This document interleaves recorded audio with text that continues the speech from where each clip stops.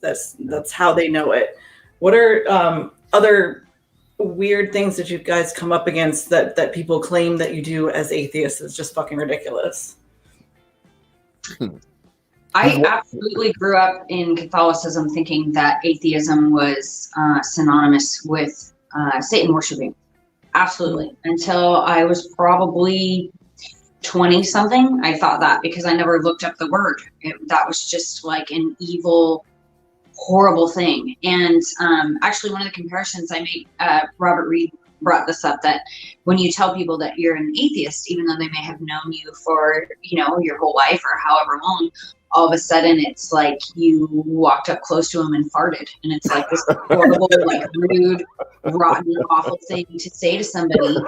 And it's like, but I'm literally still the same person that I was, 2 seconds ago before I told you that I just don't believe in that.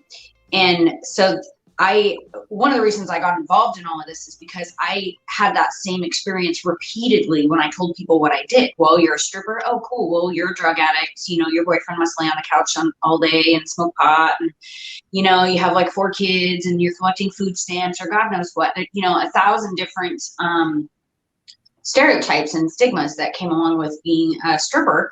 And I realized that there were a lot of parallels. Actually, the person that wanted me to write my latest book told me that. She goes, well, you have such a voice to offer. You've already been through this. And I was like, well, I guess I have.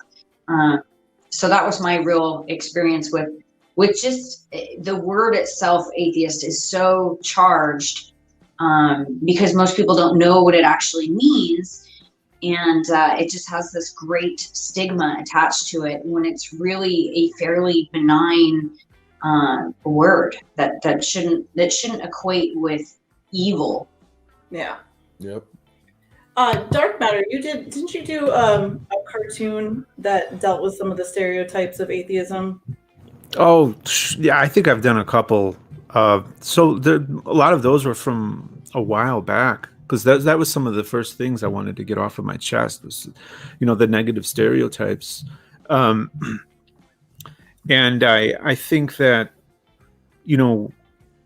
it was easy to perpetuate such stereotypes because for a long time, atheists didn't feel safe being open about it. I know I didn't for a lot of points in my life. I didn't feel like I could be open about it.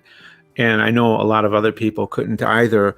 And with the advent of the internet, with finally having a place where you can link up with other people in an anonymous way and not have to deal with backlash, we realize we're not alone.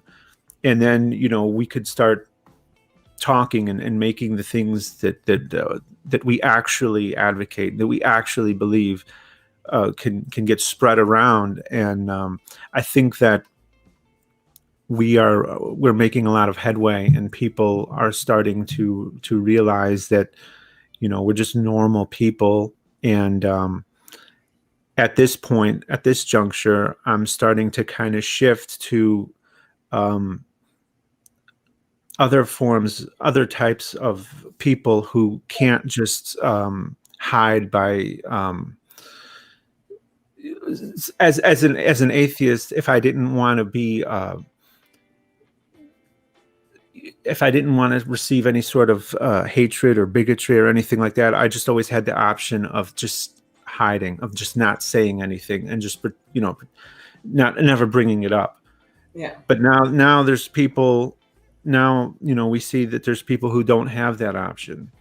They can't hide in their skin. They can't hide in their gender. They it's apparent. It's physically apparent. And so now I'm kind of trying to shift to, be an advocate for other progressive ideals as well that are informed by my experiences of being an atheist. Otherwise, I wouldn't have any experiences being a minority. I just, it's always been something that bothered me to an extreme extent, even though I could hide it. So not being able to hide it is unfathomable to me. And so I think that needs to be addressed. Yeah, absolutely.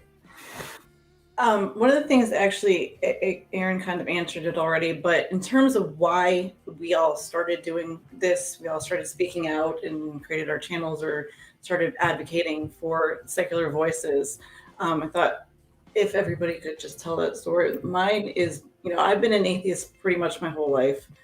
I was raised Catholic, but I never really believed. But it wasn't until my son turned 11 and he started asking questions, and I didn't want to indoctrinate him into atheism either, so I just taught him about all the religions. He decided he was an atheist, but then when we moved here to the South, he felt like he didn't have a voice, and we both felt very alone, and that's why we came into the community and started advocating for for people to have a voice, to be able to speak out openly as an atheist.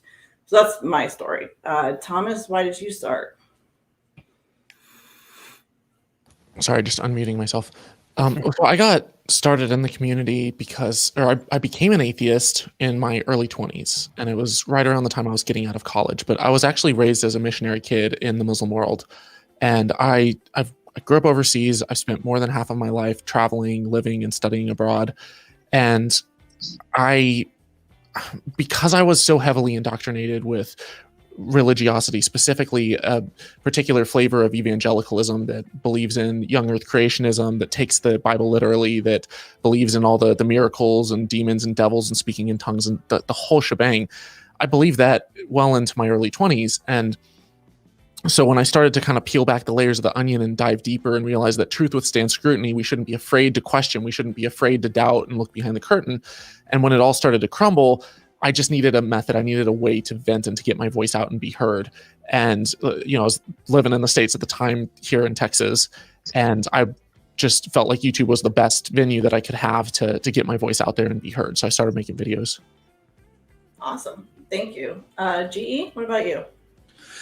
Well, for me, I had graduated with my master's degree, and so I kind of looked for some place to really put a lot of energy into, and I had actually just had kind of become an atheist, a little bit before that, and I kind of needed an outlet for my new worldview, because I remember I commented on a Facebook post that had something to do with describing God, and I said that it was a crutch for the weak-minded, kind of thing. So a lot of my family members who are highly religious didn't like that too much, so they unfriended me, and it caused some issues with family members and everything. So I decided that I'd create a Facebook page called Godless Engineer, and I just started posting memes and articles and stuff like that to it, and it eventually grew pretty quickly to about 100,000 on Facebook, which doesn't really mean a lot.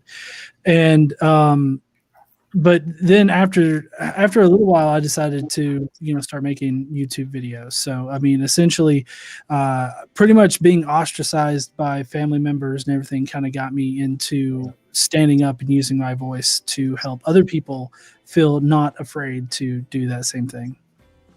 Awesome. Has anybody lost family over this? Family, no. Friends, yes. My mother won't even look at my channel because it has the word atheist in it. Jesus. So, Yeah, but my mother, I gave her an autographed copy of my book, and of course, she's never cracked it open. And she has not watched any of my videos except the ones that are exclusively about science. If it's about religion at all, she can't be bothered. Wow. She won't. My mother won't even, because my name has the word atheist in it. Even though I do a lot of the climate science videos. I'm a scientist, so I do. She won't watch it just because of the name. So, Wow. Yeah. Well, one, I think I may be the dumbest bastard in this whole group. We got people who are going overseas and masters, and aren't you got stinking getting your science degrees? We got a 3-time author, and I can't remember what I had for lunch, but I'm sitting here and listening to everyone's stories. What got me to come out and kind of get loud about it, I had already told one of my friends who I work with that I don't believe in a God. And at that point, I was thoroughly insulted by two people that I work with, like badly, about being an atheist. And I was like, fuck y'all. And I was going to do it anyway, but it kicked my drive, into the next gear. So I went and got this tattoo just to say, fuck everybody. And I remember I was at work, and the friend that I had already told, where there was two other people, and they were asking me, what does this tattoo mean? And I told them, it's because I don't believe in a God. I'm an atheist. The friend that already knew, she kept her mouth shut. This person just kind of had this really uncomfortable silence. And and this is what literally made me get online. It's like, fuck it. I'm telling the whole world I don't give two shits. The third lady, I'll never forget. She took about 3 steps back and was like, oh, like I had just said, you know what? I'm a Catholic priest and I love raping little kids and getting transferred from parish to parish. That's my jam. All I said was, I'm an atheist. And she literally took steps back and was like, oh. It's like, okay, if that's what people actually think about us, fuck it. And I'm an opinionated bastard anyway. And so I had a Twitter account from years ago when I used to do radio, and I never touched it. And the moment that happened, I went home, I opened up that fucking Twitter account, and I was like, at that point I had like 2 followers. I'm like, I don't give 2 shits about the consequences, but if that's what people think non-believers are, I'm telling the whole fucking world. And so, I mean, that's what got my feet on the ground, because it's ridiculous that we're the ones seen this way. And again, it only addresses one label. It only addresses one topic. Do you believe in a God? That's it. You can stand up and say you're a Catholic and people will applaud you, but you belong to what I would call a corrupt criminal organization. And no one says 2 words. Tell people you're an atheist, right? And literally people back up and get away from you. So I'm just like, fuck it. And I have lost friends, and I don't give 2 shits. Not about them. So a little story for me. I've not many people know this, but I've got there's this metal band called Atheist is what their name is. They have a really cool logo, and I got their logo tattooed really big across my back that just says Atheist. The tattoo artist made me wait 2 weeks before he would actually tattoo that. And even then he was like, are you sure? You can't cover this up if you change your mind, which you probably will. I'm like, I'm fine. Well, though, I mean, I guess it's not surprising. Yeah, as a former tattoo artist, I have a number of stories along those lines. One of them is this guy wanted me to tattoo an eyeball in the middle of his forehead. And I told him I wasn't going to do that. And he says, well, why not? And I said, because you're not going to use me as an excuse for why you can't get a job. That's a good one.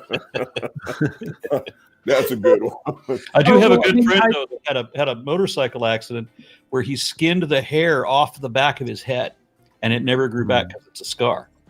Now, he wears his hair long, so you can't see it. But he can part it. He knows right where it is, of course. And so I put an eyeball there.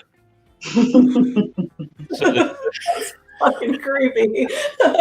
Well, I mean, I understood why he wanted me to wait just to make sure that I wanted it, but it's just because it wasn't about like how big it was or anything like that. It was just the fact that I'm an atheist, and I don't know. It kind of at the time it kind of made me think like, well, I guess that's what living in North Alabama gets you. But I mean, I can understand wanting people to wait, because I mean, I've seen the horrible tattoos that are all over the internet of people misspelling words and just having just the worst tattoos out there. So I mean, I can understand having to wait. I just thought it was kind of odd that the main contention was that it said atheist, spelled correctly, obviously. The question is, if you had asked for a Catholic tattoo or a tattoo of a cross, would there have been a similar waiting period? Yeah, no. I don't know, but I also don't think so. The guy discount on that shit. The guy that I didn't do religious tattoos. I mean, there was a lot of people that wanted. I would do I did a cross. I remember I did a cross for somebody when I was getting started, and then after that, I didn't. And it was just a plain cross, But then somebody else wanted. He wanted anytime they wanted a crucifix or any kind of religious symbolism, I just didn't do it. Much like when they say, "Hey, can you do Old English lettering?" or when they would ask to be, they wanted to be a Tasmanian devil because my friends all call me the Tasmanian. Sure they do. But there was this one guy that had a completely different twist on it. He wanted Jesus being crucified, but because he's in the Navy, he didn't want it to be a regular cross. He wanted it to be a cross that is actually an anchor. And there was just something dark and sick and terribly funny about that. So I did it. Jesus.